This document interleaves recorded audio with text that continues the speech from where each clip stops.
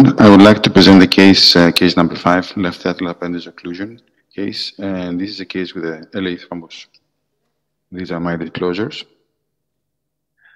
The environment, as I presented in a previous presentation, in the left atrium can be very variable and can change depending on the hemodynamics. Here we have a patient with low blood pressure and bradycardia, and you see the conditions, and this can change as we increase the blood pressure and we increase the heart rate. So, which means that thrombus can occur in the left atrial appendage in different phases and for different reasons. So I will present you a case with an 81-year-old male with, who had an ischemic stroke on the early May 2025, while he was on optimal oral anticoagulation therapy with warfarin with an INR of more than 3.5. Subsequently, after the stroke, the ischemic stroke, he had an intracerebral hemorrhage, but he recovered from that and he was gradually improving. In the workup, there was a TE done, and a thrombus in the left atrial appendage was found, which was confirmed by cardiac CT. So the neurologist requested left atrial appendage occlusion as an option for this patient because we call this malignant LAA, and there was a continuous risk for second ischemic stroke. So I will show you the analysis that we did on CT.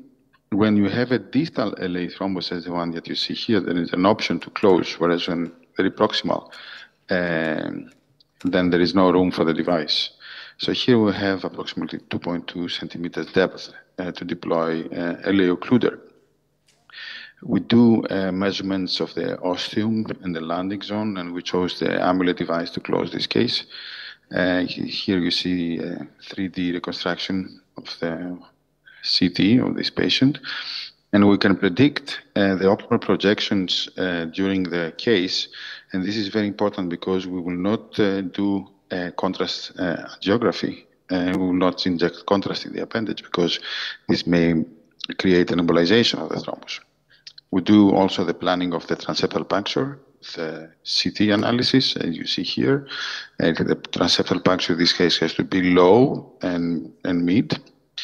Now, there is also a way to take some extra measures to avoid periprocedural stroke. As you see here, we implant the Sentinel cerebral protection device in order to, I'm sorry about the sound, I'm in an airport. So we have the Sentinel in place here. And this is the actual procedure, which is TE guided. And I'm fortunate to have Dr. Papadopoulos Kostas helping me with this procedure. As you see here, we have a 3D, very nice imaging of the left atrial appendage. We have the amulet device that's in the right position. The only, issue with this case is that you don't have. You're not supposed to do multiple deployments, so it is important to go in a single visit maneuver and then just deploy the device. So you don't have quite a lot of room for resizing or deploying the device in the improper position. So I just want to show you also the angio of this case. So we do a non-selective angiography in the left atrium just to evaluate where the disc of the device is going to sit. And then we have the upward projection that is coming from the CT. This is the ball, gradual formation of the amulet lobe, very slowly, and then all the thrombus is trapped behind the lobe. And then we can deliver the disc of the device, and on the right image here, you can see an angiography. Now, it is the only moment we can do angiography, and we see we have complete closure of the appendage and no issues. So this is my case for today. Thank you.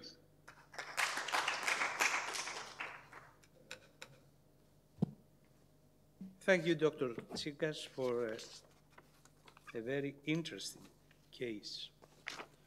Do you think that the presence of thrombus is not an absolute contraindication for LAA? I think it's very important. It's not online. It's So it's pre-recorded. That's okay. So we move to, that's, Obviously, the use of Sentinel, the data are not supporting strong use, but would you dare to do such a case without protection, as they did here? I think it makes sense that when you have thrombus, maybe you need a good radiation, yeah. vascular, to be sure that. But I mean, it's quite a risky. Maybe with thrombectomy sometimes. Yeah. That's fine. Okay, so we move to the next